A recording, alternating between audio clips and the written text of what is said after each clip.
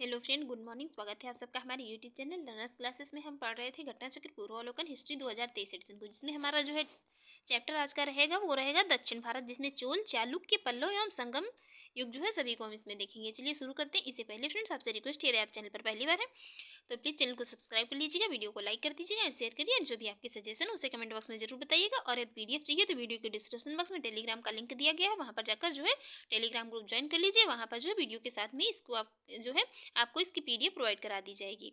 चलिए देखते हैं, संगमकालीन साहित्य में कौन को एवं मन्नन शब्द जो थे तो ये राजा के लिए प्रयोग किए जाते थे। ये संगमकालीन साहित्य में ये राजा के लिए प्रयुक्त शब्द थे। संगम एवं संगम प्राचीन ये तमिल शब्द हैं। संगम और संगम शब्द जो है तो ये प्राचीन तमिल शब्द हैं, जिसे सामान्यतः गोष्ठी परिषद के अर्थ में प्रयुक्त किया गया है। इस रूप में संगम तमिल कवियों एवं विद्वानों की परिषदें थी, और इन संगमों में कवियों द्वारा रचा गया साहित्य ये संगम साहित्य कहलाता था। संगम साहित्य तमिल साहित्य का सबसे प्राचीन अंश उपलब्ध है, जो कि संगम संगम युग में दक्षिण भारत में जो है पांडे राज्य थे। ये संगम युग जो था इसमें दक्षिण भारत में जो ये पांडे राजाओं के संरक्षण में क्या था, पांडे राजाओं के संरक्षण में 3 संगम आयोजित किए गए थे। उन 3 संगम को हम देख लेते हैं कौन कौन से थे। तो प्रथम संगम जो था तो वो आयोजित किया गया था कहाँ पर, मदुरई में, और अध्यक्षता उसकी की थी किसने, अगस्त्य ऋषि ने। द्वितीय आयोजित किया गया था द्वितीय संगम, तो ये कपाटपुरम अलवाई में आयोजित किया गया था, और इसकी अध्यक्षता की थी अगस्त्य ऋषि, और जो ये तोलकाप्पियर थे इन्होंने इसकी अध्यक्षता की थी। तृतीय संगम की जो है ये आयोजित किया गया था मदुरई में, और इसकी अध्यक्षता की थी नक्कीरर ने। ये तीनों संगम जो है इम्पोर्टेंट है।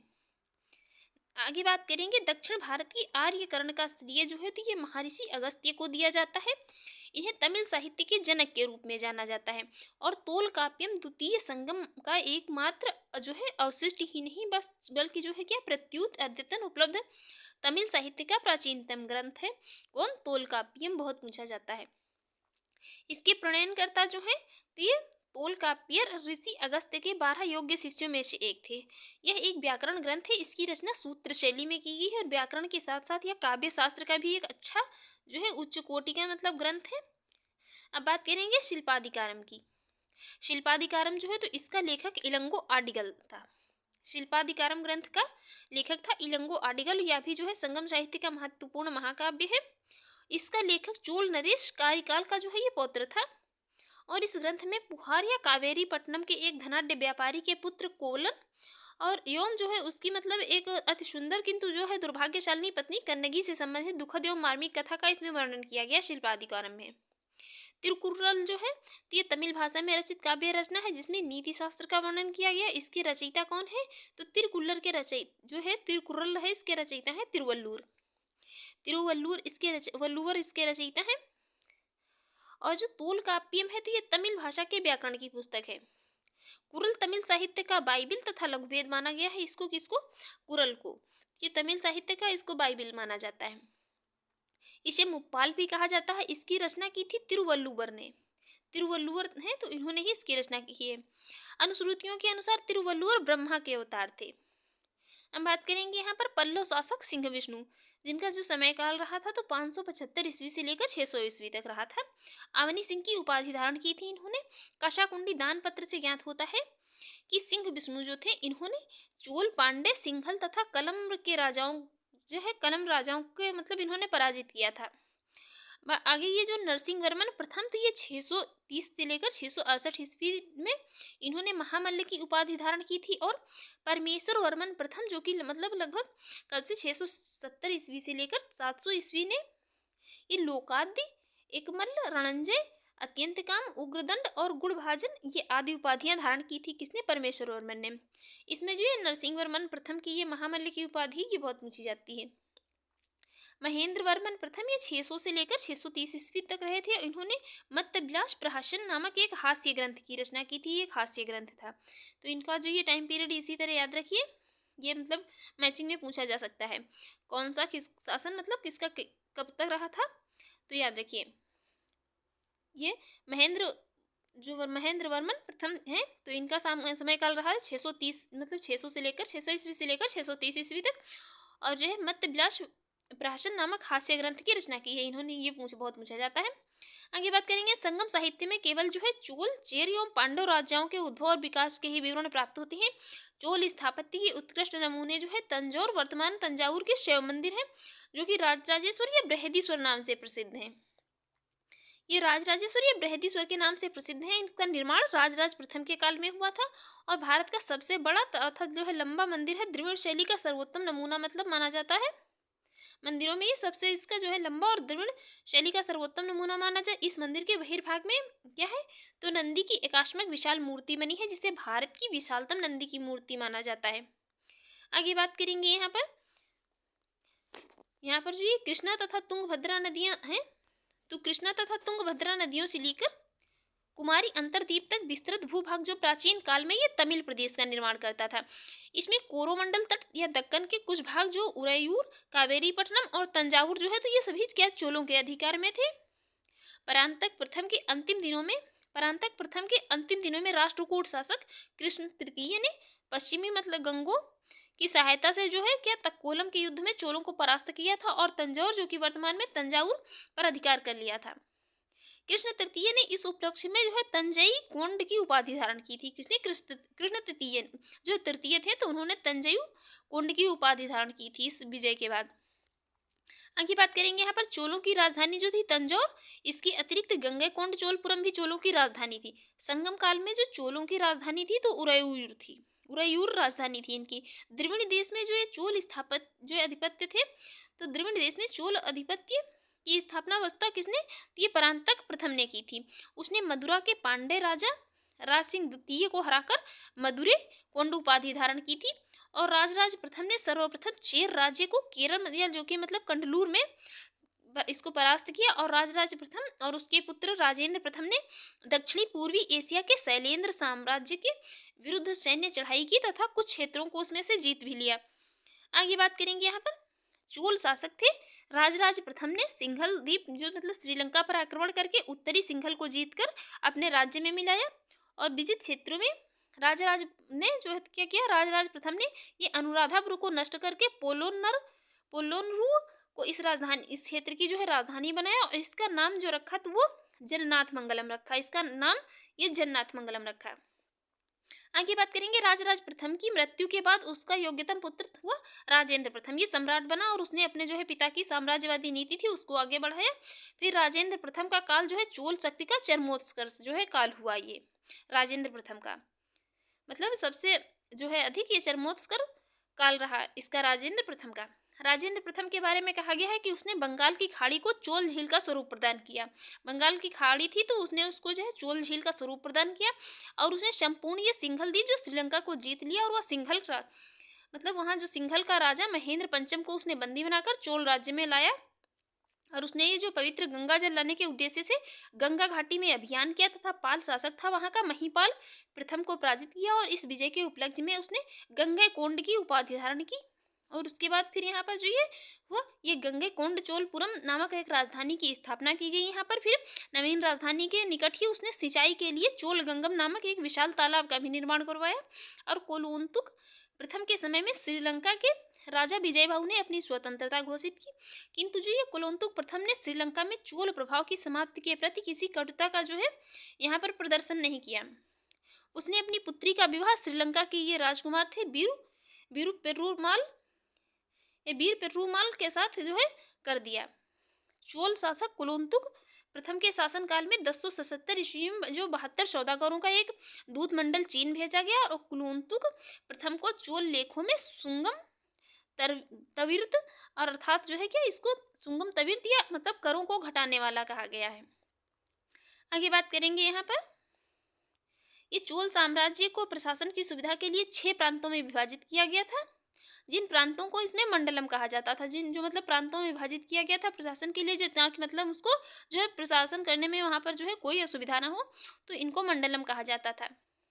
प्रांत का विभाजन कोट्टम तथा वलनाडु में हुआ था। यह कमिश्नरियों की तरह जो होता था और प्रत्येक कोट्टम में कई नाडु होते थे। जिले को नाडु कहा जाता था, नाडु की सभा को नाट्टार कहा जाता था और ग्राम संघ को जो है तो ये कुर्रम कहा जाता था। ये इतना याद रखिए, ये मतलब इनका जो है सीरियल पूछा जा सकता है। तो व्यापारिक नगरों में नगरम नामक व्यापारियों की सभा होती थी। प्रशासन की सबसे छोटी इकाई जो है तो वो ग्राम सभा होती थी। चोलों के अधीन ग्राम प्रशासन में ग्राम सभा की कार्यकारिणी समितियों की कार्यप्रणाली का विस्तृत विवरण जो है उत्तर मेरूर से प्राप्त लेखों के माध्यम से प्राप्त होता है। आगे बात करेंगे यहाँ पर चोलकालीन ये गांवों की गतिविधियों की देखरेख के लिए एक कार्यकारिणी समिति जो है काम करती थी, मतलब समिति कार्य करती थी, जिसे जो है वारियम कहा जाता था। इसको वारियम कहा जाता था।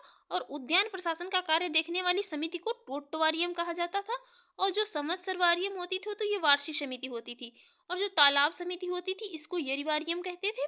और जो स्वर्ण समिति होती थी उसको पोन वारियम कहते थे। ये सभी समितियों के मतलब जो भी दक्षिण मतलब नाम थे, तो ये इनको याद रखिए, ये पूछा जा सकता है।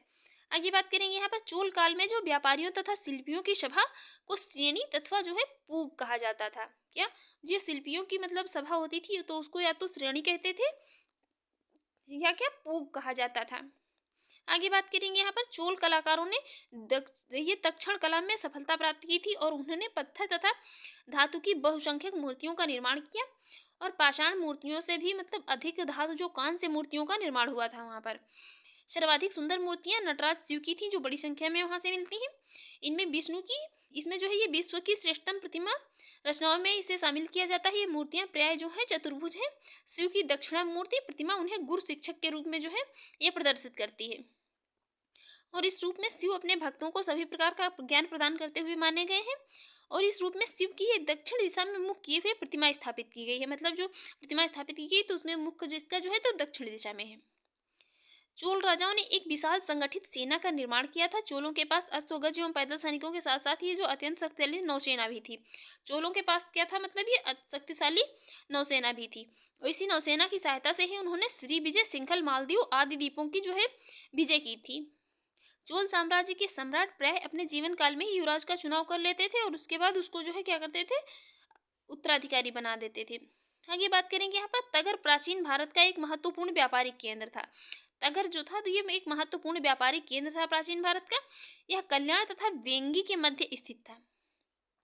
बीजापुर कर्नाटक जिले के वातापी नामक प्राचीन नगर का आधुनिक नाम जो है वादामी है। 6ठी-7वीं शताब्दी में यह चालुक्यों की राजधानी थी। ये वादामी थी तो ये चालुक्यों की 6ठी और 7वीं शताब्दी में चालुक्यों की राजधानी थी। वातापी के चालुक्य राजवंश का वास्तविक संस्थापक जो था तो ये पुलिकेशन प्रथम था। और पुलिकेशन द्वितीय चालुक्य वंश के शासकों में सर्वाधिक योग्य तथा शक्तिशाली था। उसने 610 ईस्वी से लेकर 642 ईस्वी तक शासन किया था। और उसकी उपलब्धियों का विवरण जो है हमें तो ये ऐहोल अभिलेख से प्राप्त होता है। और इस लेख की रचना रवि कीर्ति ने की थी। जो ये ऐहोल अभिलेख से विवरण हमें प्राप्त होता है, इसकी रचना रवि कीर्ति ने की थी। चालुक्यों के शासनकाल में प्राय जो था क्या महिलाओं को उच्च पदों पर नियुक्त किया जाता था। और विक्रमादित्य के भाई कौन थे, चंद्रादित्य। विक्रमादित्य के भाई थे ये चंद्रादित्य। रानी विजय भट्टारिका ने अपने जो है ये रानी थी इनकी विजय भट्टारिका। विजय भट्टारिका ने अपने नाम से 2 ताम्रपत्र लिखवाए थे। मातवालिन नामक चीनी यात्री ने चालुक्यों के शासनकाल में चीन एवं भारत के संबंधों का विवरण दिया था। कौन था, मातवालिन, ये चीनी यात्री था। आगे बात करेंगे यहाँ पर ये भारतीय काली मिर्च यूनानियों एवं रोमवासियों को जो बहुत प्रिय थी। मतलब काली मिर्च ये प्रिय तो क्या मतलब ये यहाँ पर जो है पुर्तगाली भी इसी का व्यापार करने आए थे, काली मिर्च का ही। उन्होंने मतलब भी इसके व्यापार करके भारत से बहुत सारा पैसा मतलब जो है ले गए थे मुनाफे के तौर पर। तो ये मतलब जो है भारतीय काली मिर्च जो थी तो यूनानियों एवं रोमवासियों को बहुत प्रिय थी। और इसे जो है प्राचीन संस्कृत ग्रंथों में एवन प्रिय कहा गया है। काली मिर्च को एवन प्रिय कहा गया है। अरिकामेडु पूर्वी तट पर पांडिचेरी या पुडुचेरी से 3 किमी दक्षिण में उष्णकटिबंधीय कोरोमंडल तट पर स्थित था। पेरीप्लस में इसे पोडेको कहा गया है। और यह ईसा की प्रारंभिक शताब्दियों में रोमन बस्ती की अवस्थिति मानी जाती है। यहाँ से प्राप्त अवशेषों में कई रोमन वस्तुएं प्राप्त होती हैं जिनमें जो है शराब के 2 हत्थे कलश, रोमन लैंप और रोमन ग्लास जो है आदि ये सभी प्रमुख हैं। आगे बात करेंगे यहाँ पर एम्फोर जार जो होता था तो एक लंबी गर्दन होती थी वाला, एक लंबी एवं जो है संकीर्ण गर्दन वाला होता था। और इसके दोनों तरफ जो है हत्थेदार, मतलब दोनों तरफ हत्था लगा होता, दोनों तरफ हैंडल लगा होता था। इसमें जो एम्फोर जार होता था, प्राचीन काल में इसका प्रयोग तेल या शराब को रखने के लिए किया जाता था। कंबन द्वारा रचित रामायण एवं रामावतरम जो है तो ये तमिल भाषा में है। कंबन द्वारा रामायण एवं रामावतारम तमिल भाषा में रचित की गई है। दक्षिण भारत में नगरों में व्यापारियों के विभिन्न संगठन थे जिन्हें मणिग्रामम या वलंजीयर कहा जाता था। इनका कार्य जो मतलब इनका प्रमुख कार्य था तो ये व्यापार व्यवसाय को ही प्रोत्साहन देते थे। आगे बात करेंगे यहाँ पे तमिलनाडु के तिरुचिरापल्ली में कावेरी नदी के तट पर अवस्थित उरेयूर संगमकालीन महत्वपूर्ण नगर था। और संगम युग में उरेयूर जो था तो ये सूती वस्त्रों का एक बहुत बड़ा केंद्र था। उरेयूर जो था तो ये सूती वस्त्रों का संगम युग में बहुत बड़ा केंद्र था। इसका विवरण जो है तो पेरिप्लस ऑफ द इरिथ्रियन सी मतलब पुस्तक है, इसमें मिलता है। आगे बात करेंगे पांड्य राज्य की जीवन रेखा जो थी तो ये बेंगी नदी थी। और पांड्य राज्य कावेरी के दक्षिण में स्थित था। इसमें आधुनिक मथुरा, तिरुनेलवेली के जो है जिले और त्रावणकोर का कुछ भाग इसमें शामिल था। इसकी राजधानी मथुरा थी। बेंगी नदी वाला प्रदेश जो था तो ये अपनी उर्वरता के लिए अत्यधिक प्रसिद्ध था। मतलब यहाँ पर जो उपज काफी अच्छी होती थी। चेर राज्य पर विजय के उपलक्ष्य में पांड्य शासक थे जयंत वर्मन ने वान की उपाधि धारण की। पल्लवों के विरुद्ध सफलता के उपलक्ष्य में पांड्य शासक मारवर्मन राज सिंह प्रथम ने पल्लव भंजन की उपाधि धारण की। ये पल्लव भंजन की इन्होंने उपाधि धारण की। आगे बात करेंगे यहाँ पर दक्षिण भारत के पांड्य वंश के राजा ने रोम राज्य में एक दूत 26 ईस्वी ईसा पूर्व में भेजा और मीनाक्षी मंदिर का निर्माण पांड्यों ने अपनी राजधानी मदुरई या मतलब मदुरा में करवाया था। यह एक अज्ञात ग्रीक नाविक था। इसकी रचित पुस्तक है ये पेरिप्लस ऑफ द इरिथ्रियन सी में प्राचीन काल के में विभिन्न बंदरगाहों की सूची मिलती है। इसमें नौरा, तोंडी, मुशीरी, नेलीसंडा पश्चिमी तट की ये प्रमुख बंदरगाह थे। कदम्ब राजाओं की राजधानी जो है वो बनवासी थी। इस राजवंश में कदम्ब की स्थापना किसने की थी तो मयूर शर्मन ने की थी। कदम्ब राज्य को पुलकेशन द्वितीय ने अपने राज्य में मिला लिया था। कदम्ब राज्य जो था इसकी स्थापना मयूर शर्मन ने की थी। ये पुलकेशन द्वितीय था तो इसने उसको अपने राज्य में मिला लिया था। अब हम बात करेंगे यहाँ पर क्वेश्चन की। देखते हैं पहला क्वेश्चन है 9वीं शताब्दी ईस्वी में निम्नलिखित में से किसके द्वारा चोल साम्राज्य की नींव डाली गई थी। तो ये किसके द्वारा? विजयालय के द्वारा। चोल साम्राज्य की नींव डाली गई थी विजयालय के द्वारा। जो आरंभ में क्या था, पल्लवों का एक सामंती सरदार था और इसने 850 ईस्वी में तंजौर वर्तमान तंजावुर को अपने अधिकार में कर लिया था। और इस समय पल्लवों एवं पांड्यों में निरंतर संघर्ष चल रहा था। फिर होता क्या है, पांडवों की जो पांडव कमजोर थे तो इनकी निर्बल स्थिति का लाभ उठाकर विजयालय जो था तो इसने तंजौर और वर्तमान तंजावुर पर अधिकार कर लिया। वहाँ उसने एक दुर्गा देवी का मंदिर बनवाया और विजयालय ने लगभग जो है तब 871 ईस्वी तक राज किया था वहाँ पर। नेक्स्ट बात करेंगे, नेक्स्ट क्वेश्चन है चोल वंश का संस्थापक कौन था। तो ये कौन था? विजयालय था। नेक्स्ट है निम्नलिखित में से किस मंदिर परिसर में एक भारी भरकम नंदी की मूर्ति है जिसे भारत की विशालतम नंदी मूर्ति माना जाता है। तो ये कहाँ पर है? ये बृहदीश्वर मंदिर में है। कहाँ पर है? बृहदीश्वर मंदिर में। ये मंदिर कहाँ पर है? ये मतलब स्वयं मंदिर है जो राजराजेश्वर या बृहदीश्वर के नाम से जाना जाता है, वर्तमान तंजावुर में। इसका निर्माण राजराज प्रथम के काल में हुआ था और यह दक्षिण भारत में मतलब सबसे बड़ा एवं लंबा द्रविड़ शैली का मंदिर है। इस मंदिर के बहिर्भाग में नंदी की एकाश्वक विशाल मूर्ति बनी है जिसे भारत की विशालतम नंदी मूर्ति माना जाता है। देखेंगे नेक्स्ट क्वेश्चन वो है यहाँ पर तंजौर का बृहदीश्वर मंदिर निर्मित हुआ था किसके शासनकाल में। तो ये हुआ था किसके शासनकाल में? राजराज प्रथम के शासनकाल में। देखेंगे नेक्स्ट क्वेश्चन जो है चोलों का राज्य किस क्षेत्र में फैला हुआ था। चोलों का राज्य जो है तो ये किस क्षेत्र में फैला हुआ था? ये कोरोमंडल तट और दक्कन के कुछ भाग में फैला हुआ था। ये कृष्णा तथा तुंगभद्रा नदियों से लेकर कुमारी अंतरद्वीप तक का विस्तृत भूभाग प्राचीन काल में तमिल प्रदेश का निर्माण करता था। इसमें कोरोमंडल तट तथा दक्कन के कुछ भाग जिसमें जैसे उरेयूर, कावेरीपट्टनम, तंजावुर आदि ये सभी चोलों के अधिकार में थे। आगे बात करेंगे यहाँ पर चोलों की राजधानी थी। तो चोलों की राजधानी जो थी वो थी तंजौर। चोलों की राजधानी तंजौर थी। देखेंगे नेक्स्ट क्वेश्चन निम्नलिखित में से कौन चोल प्रशासन की विशेषता थी। चोल प्रशासन की विशेषता यहाँ पर बताना है। चोल प्रशासन की जो है विशेषता क्या थी? चोल प्रशासन की विशेषता थी यहाँ पर ये ग्राम प्रशासन की स्वायत्तता। ग्राम प्रशासन की स्वायत्तता यहाँ पर जो है तो चोल प्रशासन की विशेषता थी। देखेंगे नेक्स्ट। कुछ लोग मतलब एक दो लोगों का कमेंट आ रहा था कि जो है जल्दी आंसर को नहीं दिखाया जाए, तो ठीक है, मैं आंसर को मतलब थोड़े 5-6 सेकंड 10 सेकंड बाद ही दिखाएंगे। ये क्वेश्चन है, चोल काल किसके लिए प्रसिद्ध था?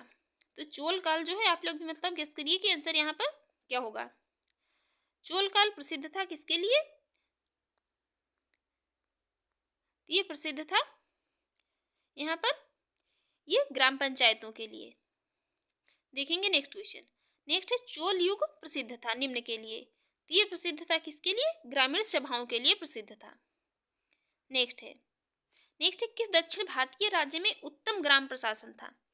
उत्तम ग्राम प्रशासन जो ये कहाँ पर था? आप लोग मतलब सोचिए आंसर क्या होगा यहाँ पर। तो दक्षिण भारतीय राज्य में उत्तम ग्राम प्रशासन जो था तो ये चोल मतलब राज्य में था। देखते हैं नेक्स्ट है, किसकी प्रशासनीय प्रणाली की अद्वितीय विशेषता ग्राम स्वायत्तता का विकास थी? तो क्योंकि यहाँ पर तो आंसर पता ही चल जाएगा, क्योंकि बार बार जो है वही क्वेश्चन रिपीट हो रहा, तो ये चोलों की थी। नेक्स्ट है, कुशल ग्रामीण प्रशासन के लिए प्रसिद्ध राजवंश था। ये राजवंश था कौन? ये चोल राजवंश था। मतलब इसकी ग्रामीण प्रशासन जो ये कुशल मतलब अपनी ग्रामीण व्यवस्था जो इसकी थी तो ये बहुत कुशल थी। देखेंगे नेक्स्ट क्वेश्चन, कौन सा मध्यकालीन भारतीय साम्राज्य व्यापक स्तर पर स्थानीय स्वशासन के लिए प्रसिद्ध था? तो ये कौन प्रसिद्ध था? यही चोल साम्राज्य जो है यही प्रसिद्ध था अपनी। देखेंगे नेक्स्ट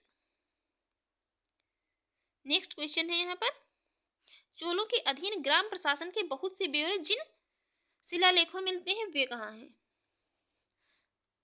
चोलों के अधीन ग्राम प्रशासन के बहुत से ब्यौरे जो हैं ये जिन शिलालेखों से मिलते हैं वो मिलते हैं कहाँ से? ये मिलते हैं उत्तर मेरूर से। देखेंगे नेक्स्ट क्वेश्चन है, चोल शासकों के शासनकाल में निम्नलिखित में से कौन सा वारियम उद्यान प्रशासन का कार्य देखता था? बात हो रही है यहाँ पर, पूछा जा रहा है। अभी हमने सारे मतलब ये जो भी सारी समितियां थी उनको देखा था, तो ये पूछा जा रहा है कौन सा वारियम उद्यान प्रशासन का कार्य देखता था? उद्यान प्रशासन का कार्य देखता था कौन? टोटवारियम। देखेंगे नेक्स्ट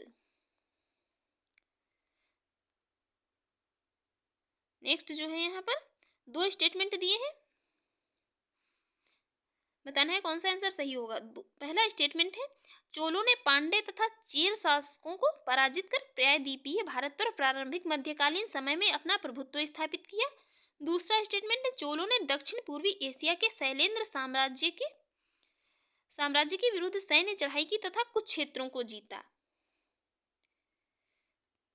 यहाँ पर राइट आंसर हो जाएगा ऑप्शन सी। दोनों स्टेटमेंट जो है करेक्ट हैं। देखते हैं नेक्स्ट क्वेश्चन। ये इसकी एक्सप्लेन तो अभी सब मतलब उसमें देख चुके थे कि इसने जो है ये मदुरै के राजा मतलब पांड्य राजा को हराकर मदुरै कुंड की उपाधि धारण की थी इसने। देखते हैं नेक्स्ट क्वेश्चन है, चोल काल में निर्मित नटराज की कांस्य प्रतिमाओं में देवाकृति है। इनकी देवाकृति कैसी है? जो चोल मतलब काले में नटराज की कांस्य प्रतिमाएं निर्मित हुई हैं, तो इनकी जो है आकृति कैसी है? इनकी आकृति है जो तो वो है चतुर्भुज। इनकी ये मूर्तियां जो हैं तो क्या है? ये मूर्तियां मतलब प्राय चतुर्भुज की हैं। यहाँ पर भी पाषाण मूर्तियों से भी अधिक जो है धातु कांस्य, क्योंकि मतलब अधिकांश जो है मूर्तियां धातु या कांस्य की कहाँ मिली थी? तो पाषाण काल में मिली थी। लेकिन इसमें जो है क्या यहाँ पर चोल काल में तो ये पाषाण युग से भी मतलब अधिक मूर्तियां मिली हैं यहाँ पर कांस्य या धातु की। नेक्स्ट है, निम्नलिखित में से किसको दक्षिण भारत के विशेषकर चोल युग के स्थापत्यों की विश्व में जो है श्रेष्ठतम प्रतिमा या रचना इसको माना गया है? दक्षिण भारत के विशेषकर चोल युग के स्थापत्यों की विश्व में श्रेष्ठतम जो है प्रतिमा रचना माना जाता है किसको? ये माना गया है किसको? यहाँ पर नटराज की प्रतिमा को। देखेंगे नेक्स्ट क्वेश्चन। नेक्स्ट है, चोल शासकों के समय में बनी हुई प्रतिमाओं में सबसे अधिक विख्यात हुई थी। तो सबसे अधिक जो है कौन सी विख्यात हुई थी? ये विख्यात हुई थी नटराज शिव की कांसे की जो प्रतिमा थी। देखेंगे नेक्स्ट क्वेश्चन जो है यहाँ पर है, नटराज की प्रसिद्ध कांस्य मूर्ति किस कला का उदाहरण है? ये किससे संबंधित है? ये नटराज की जो प्रसिद्ध कांस्य मूर्ति है इसका संबंध है चोल कला से, चोल कला से संबंधित है ये। नेक्स्ट है शिव की दक्षिणामूर्ति प्रतिमा उन्हें किस रूप में प्रदर्शित करती है? शिव की दक्षिणामूर्ति प्रतिमा जो है तो उन्हें ये किस रूप में प्रदर्शित करती है? ये प्रदर्शित करती है शिक्षक के रूप में। देखते हैं नेक्स्ट क्वेश्चन। नेक्स्ट क्वेश्चन जो है, दो स्टेटमेंट दिए हैं। नटराज नृत्य के भगवान की मूर्ति के संदर्भ में निम्नलिखित में से कौन सा कथन सही है? पहला स्टेटमेंट है, यह मूर्ति नृत्य करते हुए 4 हाथों वाले शिव का प्रतिनिधित्व करती है। बात हो रही है नटराज नृत्य के भगवान की मूर्ति की।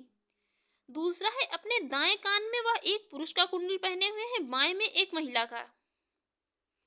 यहाँ पर बताइए जो है कौन से, यहाँ पर दोनों स्टेटमेंट करेक्ट होंगे, पहला या दूसरा? यहाँ पर दोनों स्टेटमेंट जो है करेक्ट है। राइट आंसर हो जाएगा कौन सा? Option C. इनका जो है तो इन्होंने इस मूर्ति में उनके ऊपरी दाएं हाथ में डमरू जो है सृजन का प्रतीक है और ऊपरी बाएं हाथ में अग्नि विनाश का प्रतीक है। उनका दूसरा दाहिना हाथ जो है तो अभय मुद्रा प्रदर्शित कर रहा है, जबकि दूसरा जो बायां हाथ है तो उनके उठे हुए बाएं पैर की ओर इशारा कर रहा है, जो कि मोक्ष मार्ग का प्रतीक है। और नटराज की इस मूर्ति को जो है अर्धनारीश्वर के रूप में दाहिने कान में पुरुष का कुंडल और बाएं कान में महिला का कुंडल पहने हुए हैं, क्योंकि इसे अर्धनारीश्वर कहा गया है। देखेंगे नेक्स्ट क्वेश्चन। नेक्स्ट क्वेश्चन है 72 व्यापारी चीन में किसके कार्यकाल में भेजे गए थे? 72 व्यापारी जो है तो चीन में किसके कार्यकाल में भेजे गए थे? ये भेजे गए थे किसके? कुलोत्तुंग प्रथम के कार्यकाल में। देखेंगे नेक्स्ट क्वेश्चन है, निम्न में से दक्षिण भारत का कौन सा राजवंश अपनी नौसैनिक शक्ति के लिए प्रसिद्ध था? मतलब ये अपनी नौसैनिक शक्ति के लिए प्रसिद्ध था, तो वो दक्षिण भारत का कौन सा राजवंश था? चोल था, चेर था, या पल्लव था, या राष्ट्रकूट था? कौन था? वो था कौन? चोल राजवंश, जो अपनी नौसैनिक शक्ति के लिए प्रसिद्ध था। देखेंगे नेक्स्ट क्वेश्चन है, निम्नलिखित राजवंशों में से किसके शासक अपने शासनकाल में ही अपना उत्तराधिकारी घोषित कर देते थे? कौन से शासक थे जो अपने जीवित रहते ही अपना उत्तराधिकारी घोषित कर देते थे? तो कभी कभी क्या होता था, ये हिंदू राजवंशों में ही ऐसा होता था कि वो अपने जीवन काल में युवराज का चुनाव कर लेते थे, उसका उत्तराधिकारी बना लेते थे, और उसके बाद जो तो क्या था, तो ये प्रवृत्ति चोल वंश में भी दिखाई थी। तो यहाँ पर आंसर जो है क्या? राइट आंसर होगा ऑप्शन बी, चोल वंश। नेक्स्ट है, निम्नलिखित चोल शासकों में जिसने बंगाल की खाड़ी को चोल झील का स्वरूप प्रदान किया वह कौन था? बंगाल की खाड़ी जो है वे आप बंगाल इसको चोल झील का स्वरूप प्रदान किया था। वे आप बंगाल को चोल झील का स्वरूप प्रदान करने वाला कौन था? वह था कौन? राजेंद्र प्रथम। देखेंगे नेक्स्ट क्वेश्चन है, गंगैकोंड चोलपुरम की स्थापना किसने की थी? गंगैकोंड चोलपुरम की स्थापना करने वाला कौन था? इसकी स्थापना करने वाला था कौन? राजेंद्र प्रथम।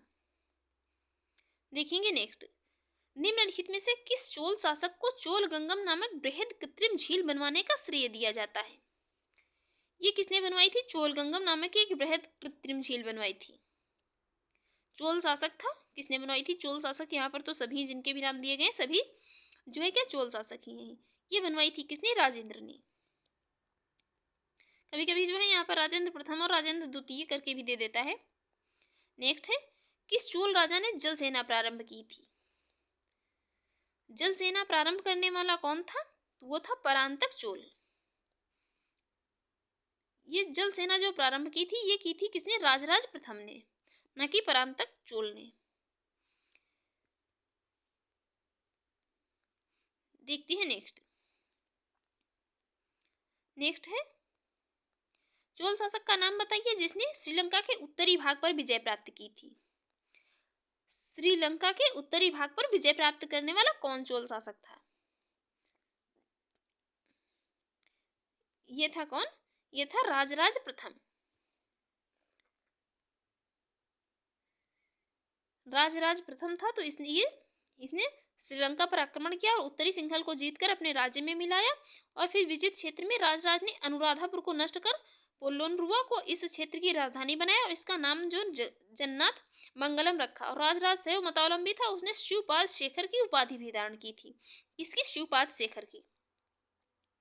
नेक्स्ट है, चोल राजाओं में किस एक ने सीलोन पर विजय प्राप्त की थी? सीलोन पर विजय प्राप्त की थी किसने? राजेंद्र प्रथम ने। नेक्स्ट है, वह चोल राजा कौन था जिसने श्रीलंका को पूर्ण स्वतंत्रता दी और सिंघल राजकुमार के साथ अपनी पुत्री का विवाह कर दिया था? चोल राजा था जिसने श्रीलंका को पूर्ण स्वतंत्रता दी और सिंघल राजकुमार के साथ क्या किया? अपनी ही पुत्री का विवाह कर दिया। वह कौन सा चोल राजा था? तो वो चोल राजा था कौन? कुलोत्तुंग प्रथम। देखेंगे नेक्स्ट क्वेश्चन। नेक्स्ट क्वेश्चन है, यहाँ पर कथन और कारण का स्टेटमेंट दिया है। कथन है, हमें चोलों के विषय में अनेक पूर्ववर्ती राजवंशों की अपेक्षा अधिक जानकारी है। हमें चोलों के विषय में अनेक पूर्ववर्ती राजवंशों की अपेक्षा अधिक जानकारी है। इसका कारण यहाँ पर देखते हैं क्या? इसका कारण यहाँ पर दे रहा है, चोल शासकों ने मंदिरों की दीवारों पर अभिलेख उत्कीर्ण करने का चलन प्रारंभ किया, जिनमें उनकी जो है विजयों के ऐतिहासिक विवरण दिए जाते थे। यहाँ पर राइट आंसर हो जाएगा जो है वो ऑप्शन ए और आर दोनों सही है और इसकी सही एक्सप्लेन भी करता है। देखेंगे नेक्स्ट क्वेश्चन। नेक्स्ट क्वेश्चन है, भारत के इतिहास के संदर्भ में निम्नलिखित युग्मों पर विचार कीजिए। एक तरफ जो है शब्द दिए, एक तरफ उनसे जो है मिलने वाले विवरण दिए हैं। यहाँ पर बताना है जो है कहाँ से कौन सा विवरण मिलता है।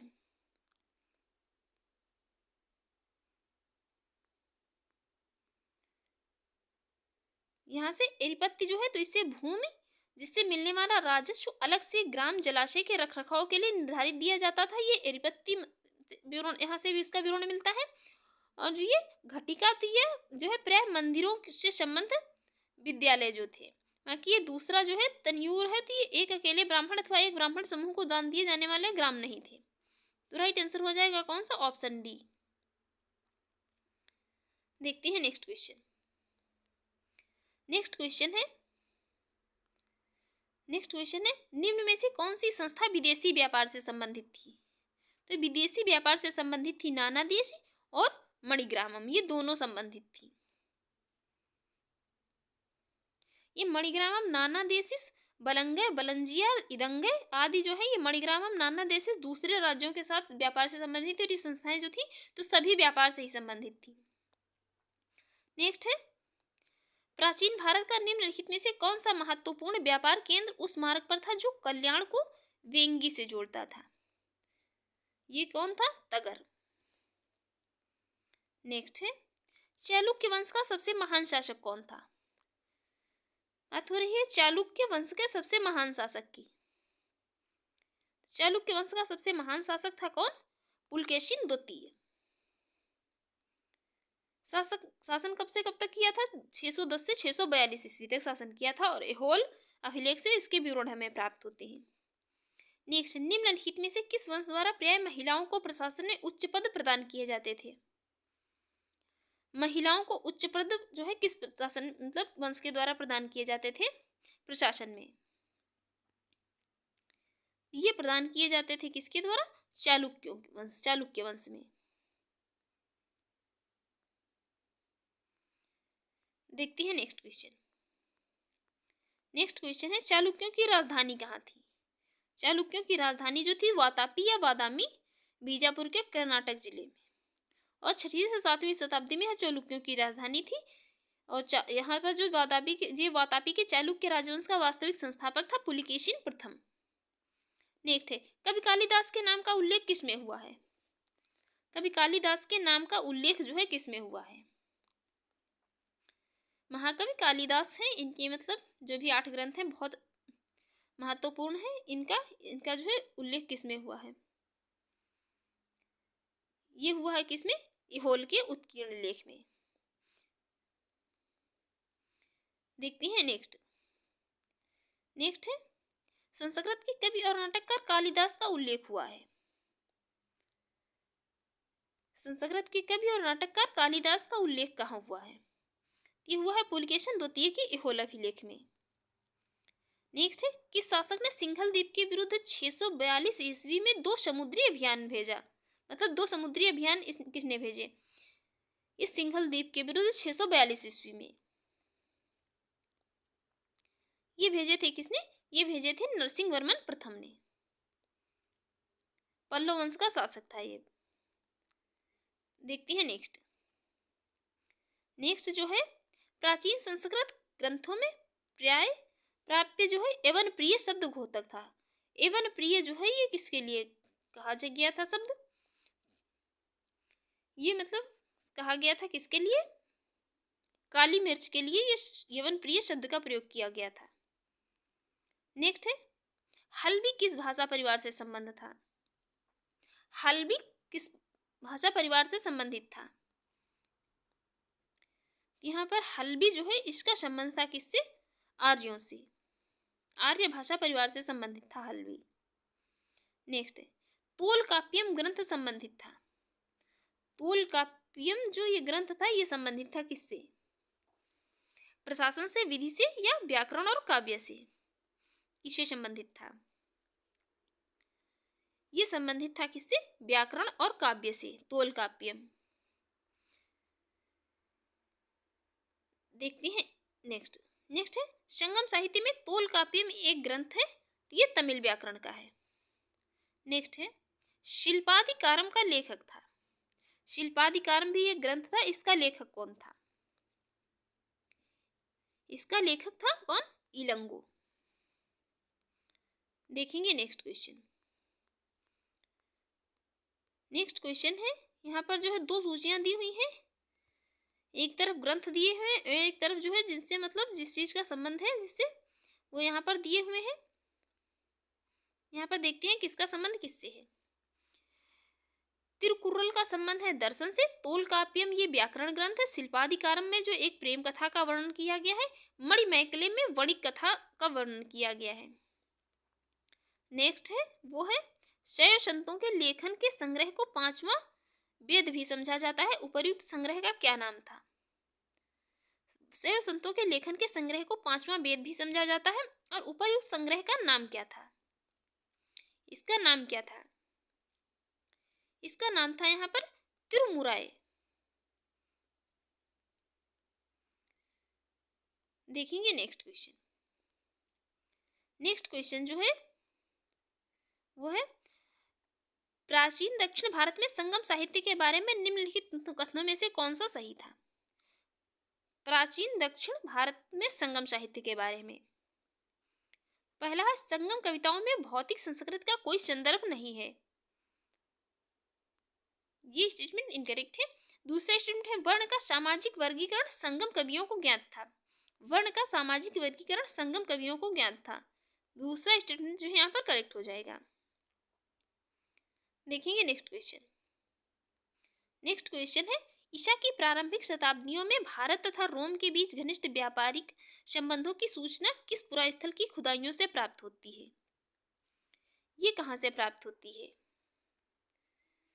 भारत और रोम के बीच मतलब घनिष्ठ व्यापारिक संबंध थे। ये प्राप्त होती है कहाँ से? ये प्राप्त होती है कहाँ से? अरिकामेडू से। देखेंगे नेक्स्ट क्वेश्चन।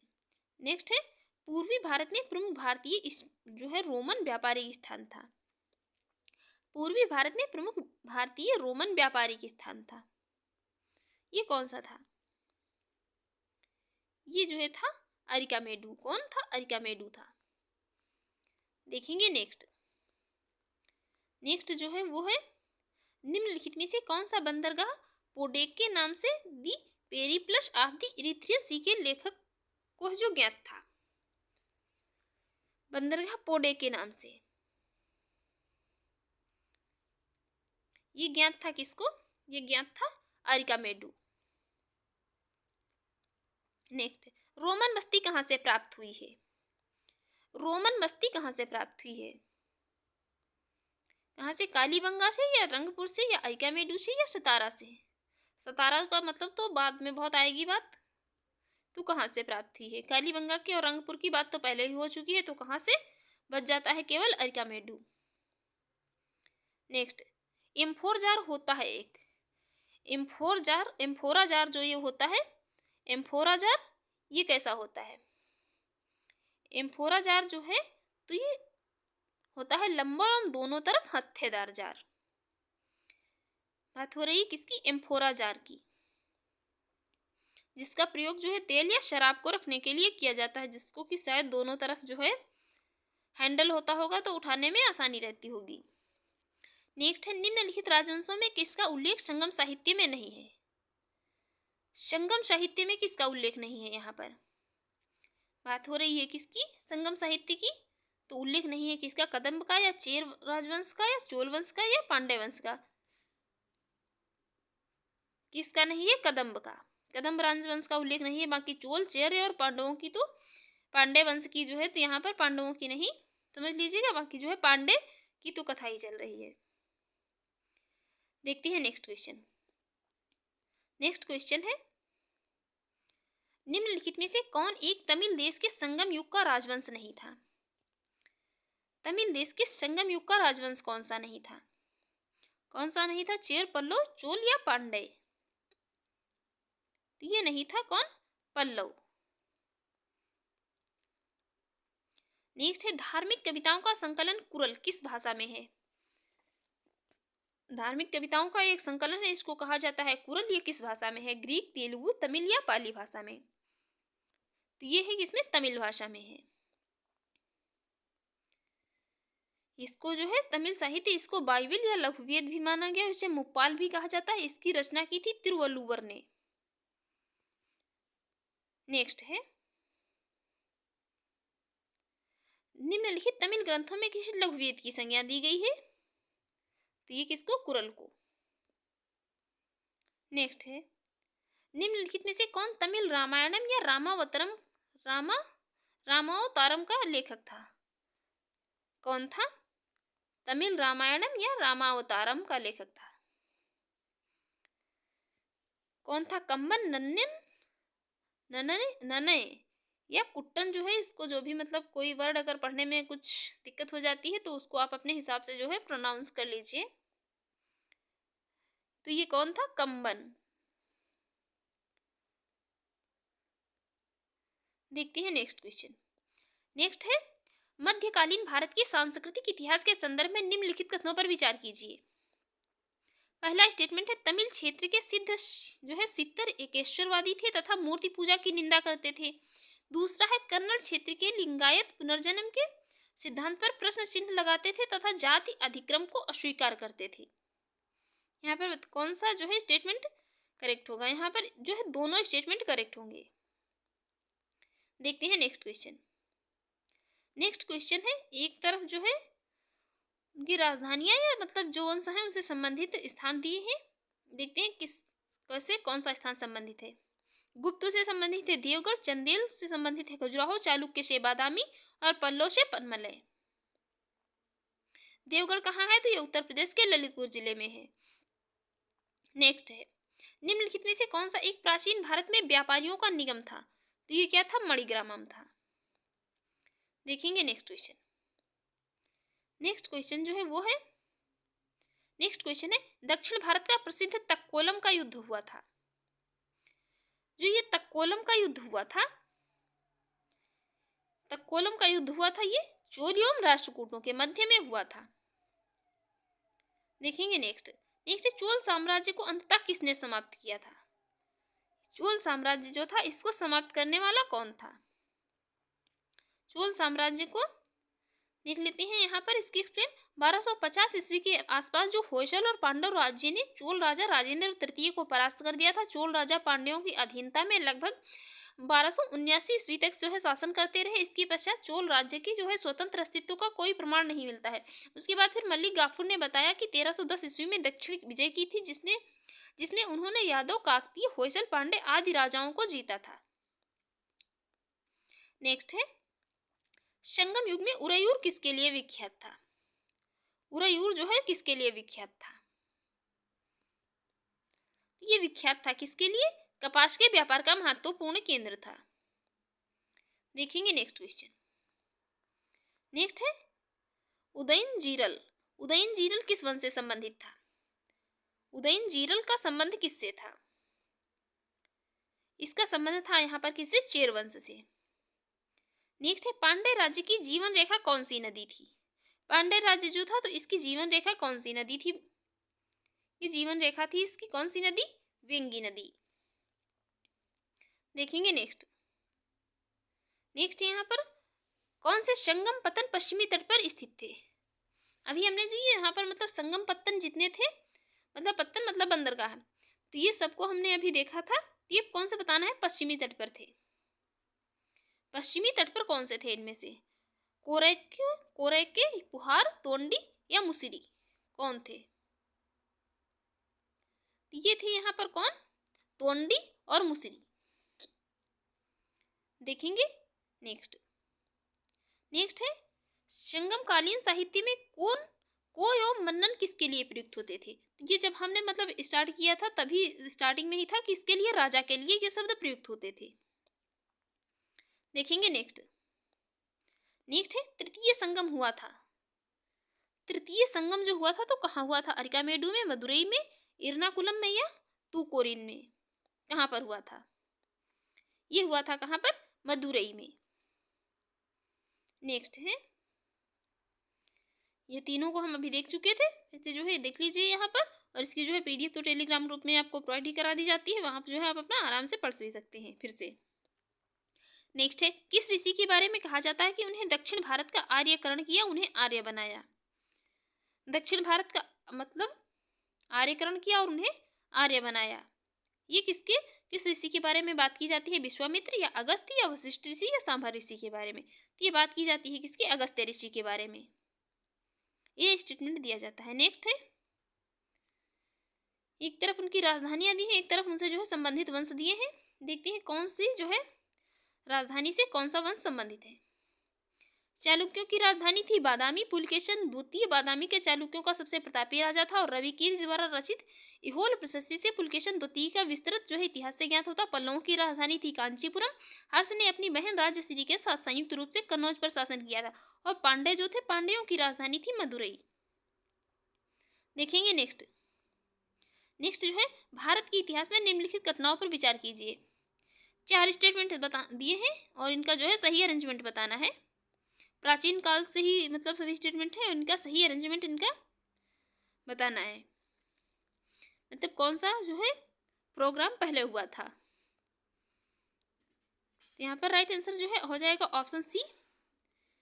पहले क्या हुआ था? पहले हुआ है ये महेंद्र वर्मन के अधीन पल्लव सत्ता की स्थापना हुई थी। फिर गोपाल द्वारा पाल राजवंश की स्थापना हुई। फिर उसके बाद राजा भोज के अधीन प्रतिहारों का उदय हुआ और फिर सबसे लास्ट में जो है ये परांतक प्रथम द्वारा चोल सत्ता की स्थापना हुई थी। इसका जो है ये यहाँ पर ये डेट इसकी जो है बहुत इंपॉर्टेंट है, इसलिए इसकी एक्सप्लेन देख लेते हैं। महेंद्र वर्मन प्रथम की अधीन पल्लव सत्ता की स्थापना 600 से लेकर 630 ईस्वी में हुई थी। गोपाल द्वारा जो है गोपाल वंश की स्थापना 750 से 770 ईस्वी में हुई थी। राजा भोज के अधीन प्रतिहारों का उदय 836 से लेकर 855 ईस्वी में एवं परांतक प्रथम द्वारा ये चोल सत्ता की स्थापना 907 से 953 ईस्वी में हुई थी। और ये प्रतिहारों का उदय मिहिरी भोज 836 से 885 ईस्वी में हुआ था, जिसे भोज प्रथम भी कहा जाता है। इसके किसको? मिहिरी भोज को। नेक्स्ट क्वेश्चन जो है वो है निम्नलिखित में से कौन सी जोड़ी हुई 6वीं से 12वीं शताब्दी तक दक्षिण भारत का राज्य एवं उसकी राजधानी रही थी? बात हो रही है सुमेलित नहीं है, बताना है कौन सा यहाँ पर जो है सुमेलित नहीं है। यहाँ पर यही वाला जो है चेर पुंडुचेरी से यही सुमेलित है। बाकी पल्लव कांचीपुरम से, पांडे मदुरा से और चोल तंजौर से, होयसल द्वार समुद्रम से सभी सुमेलित हैं। बाकी ये चेर राज्य आधुनिक केरल प्रांत में स्थित है, जिसके अंतर्गत त्रावणकोर, कोचीन तथा मालाबार का जो है कुछ भाग सम्मिलित है। चेर राज्य की राजधानी वांची अथवा जो है वांची थी। देखेंगे नेक्स्ट क्वेश्चन। नेक्स्ट क्वेश्चन है निम्नलिखित पल्लव शासकों का नाम उनके राज्यकाल को दृष्टिगत रखते हुए सही कालानुक्रम व्यवस्थित कीजिए। इनका जो है ये सभी मतलब राजाओं का सही उनका अरेंजमेंट बताना है डेट के हिसाब से। मतलब ये जब तक किस ईस्वी में किस राजा ने शासन किया ज्ञात नहीं होगा तब तक हम जो है इसको सही अरेंजमेंट नहीं कर सकते। तो आप लोग मतलब सोचिए यहाँ पर इनका सही अरेंजमेंट क्या होगा। राइट आंसर हो जाएगा ऑप्शन ए। सबसे पहले महेंद्र वर्मन प्रथम, फिर जो है कौन नंदी वर्मन, फिर आ जाता है कौन, फिर आ जाएगा सबसे पहले महेंद्र वर्मन प्रथम, फिर जो आ जाएगा नरसिंह वर्मन प्रथम, फिर आएगा परमेश्वर वर्मन प्रथम और फिर लास्ट में सबसे कौन नंदी वर्मन द्वितीय। इनका समय भी देख लेते हैं। महेंद्र वर्मन प्रथम 600 से 630 ईस्वी, नरसिंह वर्मन प्रथम 630 से लेकर 668 ईस्वी में, परमेश्वर वर्मन प्रथम ये लगभग 670 से लेकर 700 ईस्वी में, और नंदी वर्मन द्वितीय तो ये 731 से लेकर 795 ईस्वी तक इसने शासन किया। नेक्स्ट, निम्न में से किस चीनी यात्री ने चालुक्यों के शासनकाल में चीन एवं भारत के संबंधों का विवरण दिया था? ये कौन था? फहियान, हेनसांग या इत्सिंग या मातवालिन? कौन था? इसका नाम था मातवालिन था, ये चीनी यात्री था। नेक्स्ट है, किस राजवंश ने उत्तर भारत पर शासन नहीं किया था? उत्तर भारत की बात हो रही है, दक्षिण भारत की बात नहीं हो रही थी, तो ये चालुक्यों ने। नेक्स्ट है, निम्नलिखित में से किस राजा ने अपने मंत्रियों को पशुओं पर क्रूरता पर प्रतिबंध लगाने के लिए काशी क्षेत्र भेजा था? तो ये किस राजा ने मतलब अपने मंत्रियों को भेजा था? ये भेजा था किसने? चालुक्य राजा कुमारपाल ने। नेक्स्ट है, कदम्ब राजाओं की राजधानी थी। कदम्ब राजा जो थे तो इनकी राजधानी थी, कदम्ब राजाओं की राजधानी क्या थी? इनकी राजधानी थी वनवासी। नेक्स्ट है, निम्नलिखित में से कौन एक काकतीय राज्य में अति महत्वपूर्ण समुद्र पत्तन था? काकतीय राज्य में अति महत्वपूर्ण जो है बंदरगाह था, ये कौन था? ये था कौन? मोटुपल्ली। देखेंगे नेक्स्ट क्वेश्चन। नेक्स्ट क्वेश्चन है, दक्षिण भारत के किस वंश ने जो है किस वंश के राजा ने रोम राज्य में एक दूत की 26 ईस्वी पूर्व जो है ईसा पूर्व में भेजा था इसको? दक्षिण भारत के राजा थे ये मतलब दक्षिण भारत के किस वंश ने राजा ने जो है किस वंश के ये राजा थे और इन्होंने रोम राज्य में एक दूत 26 ईसा पूर्व में भेजा था? 26 ईसा पूर्व में किसने एक दूत भेजा था रोम राज्य में? तो ये कौन से दक्षिण राजा थे? ये थे कौन? पांड्य। देखेंगे नेक्स्ट क्वेश्चन। नेक्स्ट क्वेश्चन है यहाँ पर, रोमन साम्राज्य से व्यापारिक संबंध किसने स्थापित किए थे? रोमन साम्राज्य से ये व्यापारिक संबंध स्थापित करने वाला कौन था? ये था कौन? चेरों ने स्थापित किए थे। नेक्स्ट है, मीनाक्षी मंदिर स्थित है। मीनाक्षी मंदिर कहाँ पर स्थित है? मीनाक्षी मंदिर जो है स्थित है कहाँ? मदुरई में। नेक्स्ट, मीनाक्षी मंदिर स्थित है कहाँ पर? मदुरई में। नेक्स्ट क्वेश्चन है यहाँ पर, सुमेलित करना है। एक तरफ मंदिर दिए हुए हैं, एक तरफ जो ये महाकाल का मंदिर कहाँ पर हो जाएगा? ये उज्जैन में है। बाकी जो है गेस करिए कौन मंदिर जो है कहाँ पर हो सकता है? देखते हैं यहाँ पर, ये मीनाक्षी मंदिर का निर्माण पांड्यों ने अपनी राजधानी मदुरई में कराया था, महाकाल मदुरई में, और महाकाल मंदिर उज्जैन में, तथा वेंकटेश्वर मंदिर जो है तो तिरुमाल आंध्र प्रदेश में स्थित है। बेलूर मठ में रामकृष्ण मिशन की स्थापना 1857 में हावड़ा या पश्चिम बंगाल में स्वामी विवेकानंद के द्वारा जो है ये की गई थी। नेक्स्ट क्वेश्चन है, दक्षिण भारत के मंदिरों के आकर्षक द्वार क्या कहलाते हैं? ये दक्षिण भारत के मंदिरों के आकर्षक द्वार जो होते हैं इन्हें क्या कहा जाता है? ये क्या कहलाते हैं? ये कहलाते हैं गोपुरम, जिनको कहा जाता है गोपुरम। तो फ्रेंड्स, आपको हमारी ये वीडियो अच्छी लगी और आपके एग्जाम के लिए यूजफुल रही हो तो आप हमारे यूट्यूब चैनल पर पहली बार हैं तो प्लीज़ चैनल को सब्सक्राइब कर लीजिएगा, वीडियो को लाइक कर दीजिएगा एंड शेयर करिए, एंड जो भी आपके सजेशन उसे कमेंट बॉक्स में जरूर बताइएगा। Thanks for watching.